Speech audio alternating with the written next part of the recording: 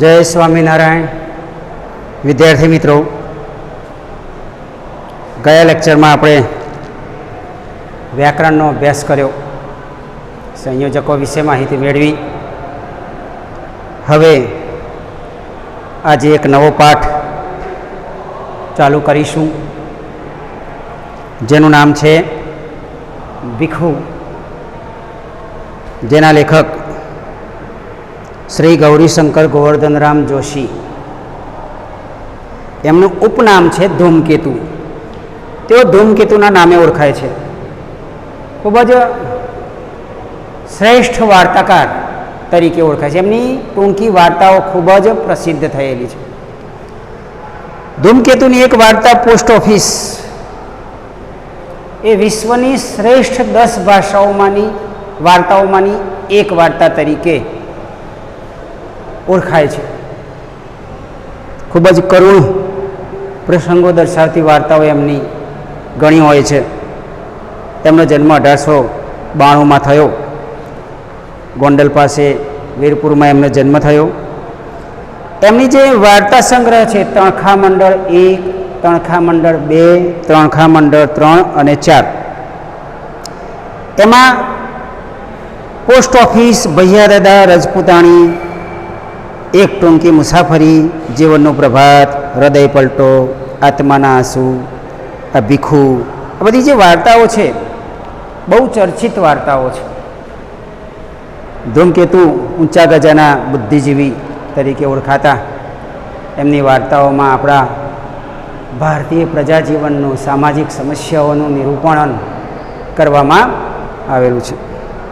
આ વાર્તામાં એક ગરીબ બાળક, જેની ગરીબાઈ, જેની ભીખ માગવાની જે કારણ છે, એ સામાજિક સમસ્યાનું, આર્થિક સમસ્યાનું નિરૂપણ અહીંયા કર્યું છે. લેખક અમદાવાદની રસ્તાઓની વાત કરે છે. ઘણા વર્ષો પહેલાંના સમયગાળાની વાત છે. આજથી 70-80 વર્ષ પહેલાંના સમયગાળામાં જેવું અમદાવાદ હતું એની ચર્ચા અહીંયા કરી છે કે ભાઈ, સાંજના 7 થવા આવ્યા હતા અને ઊંચે ચડેલા મિલના ધુમાડા નીચે ઉતરીને વીજળીની રોશનીને ઝાંખી કરી રહ્યા હતા. મોટર ગાડી, સાયકલ અને માણસોના ઠઠારાથી બજાર ભરચક હતું. અકસ્માતથી બચવા માટે હું ફૂટપાથ પર ચાલતો હતો. વર્ણન છે આખું રસ્તાનું. ફૂટપાથ શબ્દ છે. ફૂટપાથ એટલે ભાઈ રોડની બંને બાજુ રાહદારીઓને ચાલવા માટે, ચાલતા વ્યક્તિઓને રસ્તો પસાર કરવા માટેની જે જગ્યા હોય એને ફૂટપાથ કહેવામાં આવે છે. સાંજના સમયની વાત છે. 7-1 વાગ્યાનો સમય છે અને એ વખતે અમદાવાદમાં પુષ્કળ કાપડની મિલો હતી. અહીંયા વર્ણન કર્યું છે ધુમાડાનું કે ભાઈ, મિલના ધુમાડા નીચે ઉતરીને વીજળીની રોશનીને ઝાંખી કરી રહ્યા હતા. રોશની એટલે પ્રકાશ. વીજળીના જે થાંભલા છે એ થાંભલાની રોશનીનો પ્રકાશ, થાંભલાનો પ્રકાશ, લાઇટનો પ્રકાશ પ્રસરતો હોય છે. પણ સાંજના સમયે મિલોના જે ધુવાળા છે એ ધુવાળાને કારણે રોશનીનો પ્રકાશ ઝાંખો પડે છે. પ્રદૂષણની વાત કરી છે કે ભાઈ, એટલી હદે ઉદ્યોગોનો વિકાસ થયો ને એ પ્રદૂષણને કારણે જે સંધ્યાના દ્રશ્યો હોય છે એ દ્રશ્યોમાં આવી ખામી સર્જાય છે. બજાર ઠઠારાથી ભરચક હતું. ઠઠ્ઠો એટલે કે ભાઈ એટલી બધી ભીડ હતી બજારમાં, વાહનોની અવરજવર વધારે હતી. એટલે લેખક અકસ્માતથી બચવા માટે ફૂટપાથ ઉપર ચાલી રહ્યા હતા. એ જ સમયે લેખકને એક અવાજ સંભળાયો કે એક કંગાલ પર ઇતની રહમ કરો. કંગાળ એટલે ગરીબ અને રહમ એટલે કૃપા, દયા કરો. એક ગરીબ સ્ત્રી હતી, એ ભીખ માગતી હતી અને આવતા જતા લોકોને આ રીતે વિનંતી કરતી હતી. દર્દથી બોલાયેલા શબ્દોએ પગને આગળ જતા થંભાવ્યા.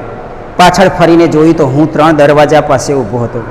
ફરી એ જ શબ્દો સંભળાયા. મેં ડોકું જરાક ઊંચું ખેંચ્યું તો દરવાજા વચ્ચેની સાંકડી કમાનમાં એક અત્યંત કંગાળ સ્ત્રી બેઠી હતી. એટલી વારમાં તો મને રસ્તા વચ્ચે ઊભેલો જોઈને કેટલાક માણસો ધક્કા મારીને આગળ ચાલ્યા ગયા. 3 દરવાજા અમદાવાદનો એક ભીડભાડવાળો વિસ્તાર, અત્યારે હાલ ત્યાં બજાર ધમધમી રહ્યું છે અને એટલું બધું ટ્રાફિક હોય છે કે સહેજ પણ જો ભૂલચૂક થાય તો અકસ્માત થઈ જાય. એ રસ્તા ઉપર એ વખતે ચાલતા જતા હતા, ત્યાં અવાજ સંભળાયો. ધૂમકેતુ ગૌરીશંકર ગોવર્ધનરામ જોશી એ સમયગાળામાં શિક્ષક તરીકેનું કામ કરતા હતા. અંબાલાલ સારાભાઈ જે છે એમના પુત્ર અને જે વિક્રમ સારાભાઈ, એમના શિક્ષણ માટેની જવાબદારી આ ધૂમકેતુ પાસે હતી. એટલે એ પોતે માસ્તર તરીકે ઓળખાતા અને ચાલતા ચાલતા રસ્તામાં જતા હતા. ત્યારે આ કંગાળ સ્ત્રીનો અવાજ સંભળાયો. આ સ્ત્રી ક્યાં બેઠી હતી? તો 3 દરવાજા વચ્ચેની જે સાંકડી કમાન છે એ કમાનમાં ધનુષાકાર જેવોનો જે દરવાજો છે, દરવાજાની નીચે આ બેઠી બેઠી ભીખ માગતી હતી. એમાં વચ્ચેના સરિયામ માર્ગ પર એક નાના છોકરાને રસ્તો ઓળંગતા મોટરના મોંમાં મૃત્યુના મુખમાં જતો જોઈ મારી રાડ ફાટી ગઈ. સહજ જ એ તરફ હું દોડ્યો, પણ તે પહેલાં તો સોફારે અત્યંત ચાલાકીથી છોકરાને ઉગાડી લીધો ને તેની માં આગળ વધીને હાંફળી ફાંફળી દોડતી હતી તેના તરફ એક ઠપકા ભરી નજર નાખી હોર્ન વગાડી મોટર આગળ ચલાવી મૂકી. હું પાછો ઉઠ્યો, ત્યાં એક જણા સાથે ભટકાયો. માફ કરજો માસ્તર કહીને એક જણો ભટકાતો ચાલ્યો ગયો ને એટલામાં તો પેલી કંગાળ સ્ત્રીના એના એ શબ્દો ત્રીજી વખત સંભળાયા કે એક કંગાલ પર ઇતની રહમ કરો. સરિયામ રસ્તા ઉપર લોકો જતા હોય છે, સીધો એકદમ સરિયામ એટલે સીધા રસ્તા ઉપર લોકોની અવર જવર હતી. ત્યાં લેખકનું ધ્યાન પેલી કંગાળ સ્ત્રી તરફ હોય છે. એ જ સમયે એક છોકરો રસ્તો ઓળંગે છે. બાળકો હોય છે, એ બાળકોને રસ્તા ઓળંગવાનું કોઈ ભાન હોતું નથી. એટલે અચાનક એ રસ્તો ઓળંગવા માટે દોડ્યો ત્યારે એક ગાડી આવતી હતી.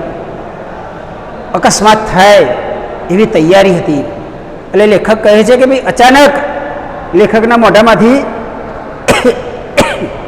રાડ ફાટી ગઈ.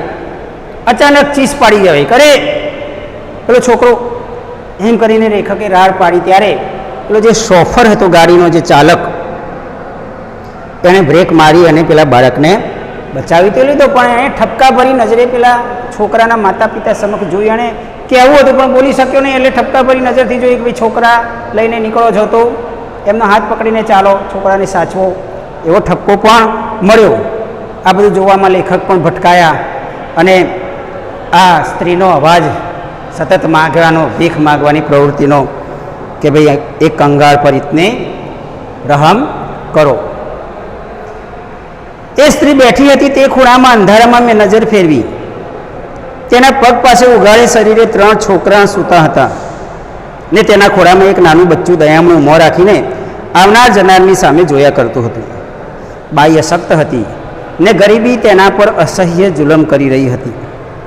ઊંડા ખાડા જેવી આંખોમાંથી તેજ પરવારી રહ્યું હતું. પોતે છોકરા માટે જીવન દોરી લંબાવતી હોય એમ તેના મોં પરથી દેખાતું હતું. મારો હાથ એકદમ કોટના ખિસ્સામાં પડ્યો. એ ખિસ્સાએ 2 કલાક પહેલાં જ કલદાર રાણી છાપના રૂપિયા સાથે ભદ્રમાંથી શહેર તરફ મુસાફરી કરી હતી, પણ અત્યારે તે ભોંઠો પડ્યો. માત્ર 3 પૈસા જ હાથે ચડ્યા. 9 આના સિનેમાએ ને રોકડા 6.25 આને હોટલે ઉપાડી લીધા હતા. સાધારણ માણસોના આવા તદ્દન સામાન્ય વિલાસમાંથી પણ ઘણા જણ પોષી શકાય તેમ છે. એ પસાર થઈ જતા વિચારથી સાથે જ હાથ ખિસ્સામાંથી બહાર આવ્યો.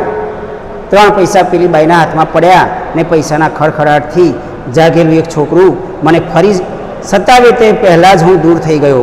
પણ અનાયાસે જ છોકરાના શબ્દો કાન પર પડ્યા. માં, કંઈ ખાવાનું છે? શું છે? લાવ જોઉં. અહીંયા ગરીબીનું વર્ણન કર્યું છે કે ભાઈ પેલી સ્ત્રી કેવી ગરીબ હતી. એ બાઈ અશક્ત હતી. અશક્ત એટલે શું? કે ભાઈ નબળું, શરીરમાં નબળાઈ હતી. પૂરતું ખાવાનું મળતું ન હોવાથી શરીરમાં અશક્તિ જણાતી હતી. એના જે બાળકો હતા એ ઉઘાડા શરીરે હતા. 3 બાળકો જે હતા એ ઉઘાડા શરીરે સૂતા હતા અને એક ચોથું નાનકડું બાળક ખોળામાં દયામણું મોં રાખીને બેઠું હતું. જાણે કે ગરીબી એના ઉપર અસહ્ય જુલમ કરી રહ્યું હોય. અસહ્ય શબ્દ સમૂહ માટે એક શબ્દમાં પૂછાય કે ભાઈ સહન ન થાય તેવું. ગરીબી કોઈને સહન નથી થતી, પરંતુ સહન કરવી પડે છે. એક આ સમાજની, આપણા ભારતીય સમાજની વિટંબણા છે. અહીંયા આ બાળકો અને એની માતા, એમના માટે લેખકે કંઈક આપવાની આશાથી ખિસ્સામાં હાથ નાખ્યો, પરંતુ 3 પૈસા જ પાસે મળ્યા. એ વખતનો જમાનો 50, 60, 70 વર્ષ પહેલાં 1 રૂપિયો લઈને એ નીકળ્યા હતા. 1 રૂપિયો એટલે એ સમયમાં 100 રૂપિયા બરાબર કહેવાતો. 100 રૂપિયાથી પણ વધારેની કિંમત ગણાતી. આ 1 રૂપિયામાંથી એમણે થોડો ખર્ચ કર્યો કે ભાઈ સિનેમામાં 9 આના વાપર્યા, પિક્ચર જોયું એના 9 આના વાપર્યા અને 6.25 આનાના હોટલનો ખર્ચો થયો. હવે એમની પાસે ફક્ત 3 પૈસા વધ્યા હતા. એ 3 પૈસા લઈ અને પેલા બાળકને આપ્યા. ત્યારે અનાયાસે, ઈચ્છા ન હોવા છતાં પણ પેલા બાળકના શબ્દો સંભળાય કે બા કંઈ ખાવાનું છે, લાવ જોઈ, મને આપ જોઈ. કારણ કે આ બાળકો ભૂખ્યા હતા, ગરીબી હતી, ખાવાનું મળ્યું નહોતું. રવિવારનો દિવસ હતો, રજાનો દિવસ હતો અને આ ભૂખ્યા બાળકો ખાવાની આશાએ માતાની પાસે ટળવળતા હતા. અને જેવો પેલા પૈસાનો ખણખણાટ થયો, એ ખડખડાટને કારણે બાળકોને થયું કે ભાઈ કંઈ ખાવાનું આવ્યું હશે. એટલે એમણે માતા પાસે માગ્યું, પરંતુ લેખક ત્યાંથી જતા રહ્યા. જતા હતા શા માટે? એમનાથી આ દુઃખ જોવા આવ્યું નહીં, પરંતુ પેલા કાનના શબ્દો, ગરીબાઈના જે બાળકોના શબ્દો છે, અનાયાસે એમની ઈચ્છા ન હોવા છતાં પણ એમને સંભળાયા. પેલી સ્ત્રી કહે છે કે ભાઈ ખાવાનું તો ભાઈ લાવે ત્યારે, પણ એ ગયો ક્યાં? ક્યાંનો ગયો છે? પાછળથી લારીવાળાનો હટો ભાઈ હટોનો અવાજ આવતા હું એક તરફ ખસ્યો ને સિંગોડાવાળાના એક જ જાતના સ્વરોની વચ્ચે થઈ પગથી પર ચડી ગયો. પગથી શબ્દ છે અહીંયા, પગથી. પગથી એટલે પગે ચાલવાનો રસ્તો, જેને ફૂટપાથ કહીએ છીએ. એ ફૂટપાથ એટલે પગથી ઉપર પાછા લેખક ચડી ગયા, કારણ કે પાછળથી પેલો જે લારીવાળો હતો એ લારીવાળાએ ટોક્યા. લેખક બેધ્યાન થઈ ગયા હતા. એમનું ધ્યાન, એમનું ચિત્ત પેલી ગરીબ સ્ત્રીમાં હતું, એની પરિસ્થિતિમાં હતું. અને અચાનક એ આ લારીવાળાના અવાજને કારણે હટી ગયા અને પગથી ઉપર ચડ્યા. આગળ નીકળ્યા તો ફૂલોની છાબડીઓ પર, નારિયેળ પર, સાબુ પર, ગોળ પર એમ અનેક પદાર્થો પર ફરતી દ્રષ્ટિ સામેના રસ્તા પર મીઠાઈની 2 દુકાનો છે તેની આગળ જામેલી લોકોની ઠઠ પર ખેંચાઈ. કંઈક તહેવાર હતો અને બંને દુકાનદારોએ રોશની કરી હતી. મારા પગલાં સહજ તે તરફ વળ્યા. મારા પગલાં વળ્યા એનો અર્થ શું કહેવા માગે છે અહીંયા? કે ભાઈ પગ નથી વળ્યા, લેખકની ઈચ્છા હતી તે તરફ જવાની. કારણ કે દિવાળી જેવો કોઈ તહેવાર હતો અને તહેવારને કારણે આસપાસની જે દુકાનો હતી ત્યાં સરસ મજાનું સુશોભન કરેલું હતું, વીજળીની સુવિધાઓ કરી હતી, મીઠાઈ, ગોળ, સાબુ, નારિયેળ, એ વખતની આ બધી વસ્તુઓ જે હતી, અત્યારના જેવા મોલ હતા નહીં, સામાન્ય દુકાનોમાં વસ્તુઓ વેચાતી ને દુકાનદારોએ સરસ મજાની રોશનીથી શણગાર કરેલો હતો. એટલે લેખકે ત્યાં ભીડ જોઈ, ઠઠ જોઈ. ઠઠ એટલે કે ભાઈ ભીડ, અને એમના પગ ત્યાં વળ્યા. એટલે કે લેખકને પણ થયું કે ભાઈ લાવ ત્યાં જઈને જોવું. લેખક આમે આંટો મારવા, રજાનો દિવસ હતો અને સમય પસાર કરવા માટે જ નીકળ્યા હતા. દુકાનમાં ગોઠવેલી મીઠાઈને જોવા માટે ઘણા ખરા ઊભા હતા. કેટલીક પારસી બાઈઓ મીઠાઈની ખરીદી કરી રહી હતી, પણ સૌથી દૂર ખૂણામાં એક નાનો 10-12 વર્ષનો છોકરો અત્યંત તૃષ્ણાથી અનિમેષ દ્રષ્ટિએ મીઠાઈના થાળ પર તરફ, ખાસ કરીને સૌથી આગળ પડેલા જલેબીના ચકચકિત ગૂંચળાઓ તરફ જોઈ રહ્યો હતો. અચાનક મેં એને જોયું. ભક્તિભાવથી જાણે એની દ્રષ્ટિ ત્યાં ચોંટી રહી હતી. અનિમેષ શબ્દ છે, અનિમેષ, અને બીજો એક શબ્દ છે તૃષ્ણા. આ 2 શબ્દો, તૃષ્ણા એટલે તરસ અને અનિમેષ શબ્દ સમૂહમાં વપરાય કે એક પણ મટકું માર્યા વગર, એક પણ પલકારો કર્યા વગરનું, એક જ નજરે સહેજ પણ મલકાટ વગર. પેલું બાળક ગરીબ હતું, 12-13 વર્ષનો છોકરો હતો, ભૂખ્યો હતો, એને આવી મીઠાઈઓ ખાવા મળતી નહોતી, એટલે એની નજર પેલી મીઠાઈઓના થાળ ઉપર પડેલી, અને એમાં ખાસ પેલી જલેબી હતી. એ જલેબીના થાળ ઉપર અનિમેષ નજરે સહેજ પણ પલકારો માર્યા વગર એકદમ સ્થિર નજરથી જોઈ રહ્યો હતો, ભક્તિભાવથી. જેમ ભક્ત ભગવાનના દર્શન કરતો હોય અને એક ધારી નજરે ઈશ્વરની મૂર્તિને જોતો હોય, તેમ એકદમ ભક્તિભાવથી તે બાળક પેલા જલેબીના ગુંચડા ઉપર જોઈ રહ્યો હતો. એ મીઠાઈઓની તરસ એને લાગી, એને જો મીઠાઈ મળે તો એ કંઈક એને ખાય, એવા ભાવથી એ મીઠાઈ તરફ જોઈ રહ્યો હતો. એના અંગ પર એક સાજું લુગડું ન હતું, એના ચહેરા પર આશા નિરાશા કે એવા કોઈ જાતના ભાવ ન હતા. હું ધીમેથી ગોળ ચકરાઓ ખાઈ પેલા છોકરાની પડખે પણ જરા દૂર અંધારામાં જઈ ઊભો એના પર નજર ખેરવી. તે શાંત લીન બનીને જલેબી નિરખી રહ્યો હતો. લીન બનીને જલેબી નિરખી રહ્યો હતો. લીન શબ્દનો અર્થ થશે એકાગ્રતાથી, તલ્લીન થઈને, તલ્લીન થઈ ગયો હતો, જલેબી જોઈ રહ્યો હતો. અને લેખક એ હવે શું કરે છે એ જોવા માટે અંધારામાં જઈને ઊભા રહ્યા.